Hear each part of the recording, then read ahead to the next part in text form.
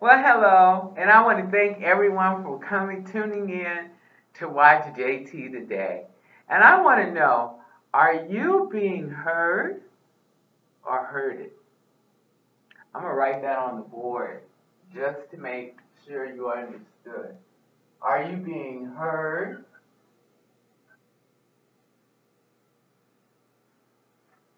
or are you being hearded?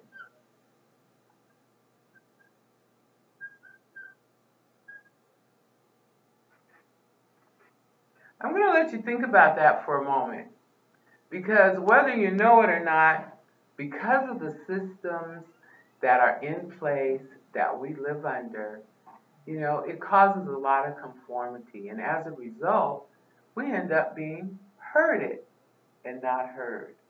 And so the message for today is I want to show you how you can be heard and not herded. The first thing is clear communication.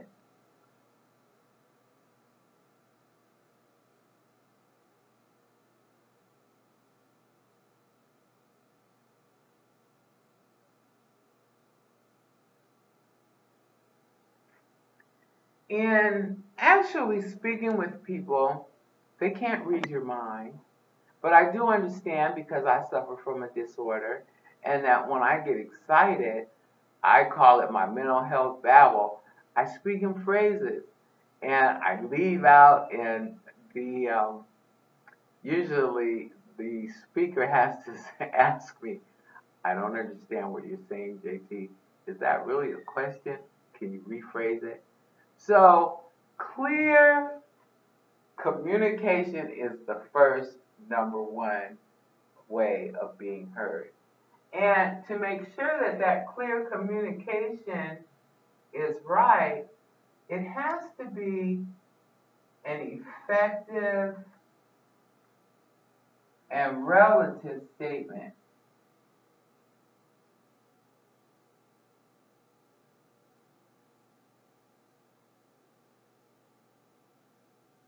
If they're talking and all of a sudden you get an idea, but they've moved on, that's not the time to ask your question.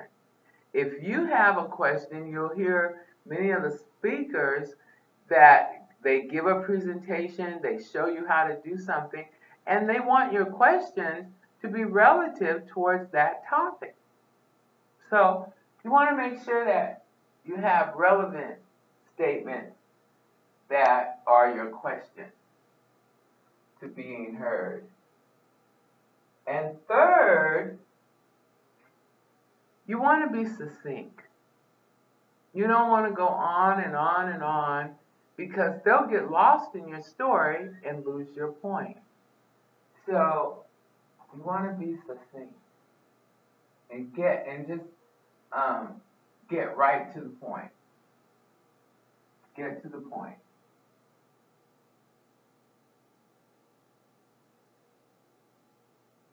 And by being succinct and getting right to the point, you are honoring the speaker's time as well as all of those that actually are attending.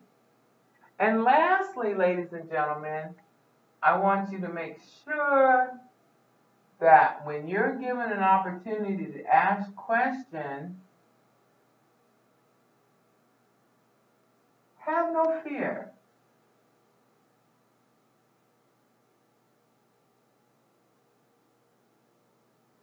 You do want to make sure that you clearly communicate it, that it's relative when you get a chance to answer it, that you get right to the point, and lastly, ask that question and have no fear. Because, ladies and gentlemen, you may have a question, and as we know, there are no stupid questions. So your question may actually benefit others that are listening. And in most cases, the speaker will repeat your question so that the majority of the crowd will benefit. Now, I'm going to go on this other side, heard it. We get in crowds where we're just told, stand in this line. You got to fill this out.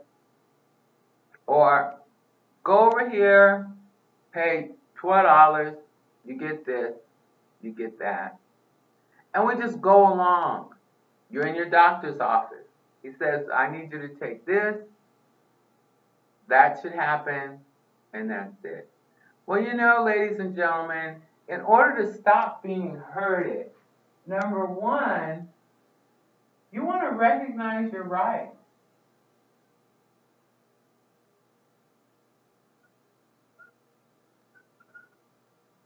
Recognize your rights.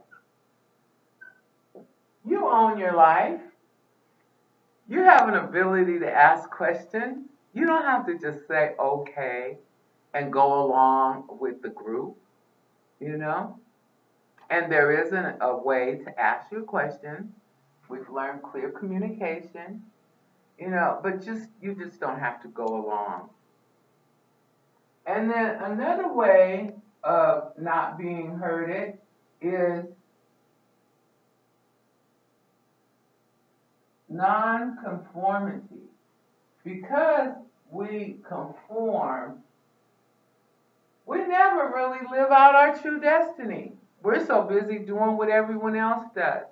But you are special. You are authentic. Your brain has things that we haven't even thought of. You have special talents and you have gifts. So you want to make sure that you don't go so much into conformity, but that you are authentic. And be who you are. And lastly, no apologies. You don't have to apologize for your opinion, for who you are, because it all comes down to perspective. So I hope this was helpful and that you decide that you are going to be heard and not herded. All right, well, thank you so much for watching. Partner with JT. If you'd like more information, you can email me at creatingwealthyfamilies@gmail.com. And I hope you decide to partner with me. Or, you know, let me help you steer you in the right direction, because you may not be interested in the various companies that I'm interested in, but you certainly need the tools that I'm able to share with you to have a solid foundation to grow your empire. I like to take my coach's analogy and draw a triangle of life. You know, and in your triangle life, what all fits in there? You know, I know for me, first is God, then there's family, then there's my business, and then I have all kinds of things in here. You know? And so draw your triangle of life. And if you come upon something that doesn't fit, then you know what? Just pass. Because the best is yet to come. Thanks for watching. God bless you. UMatter.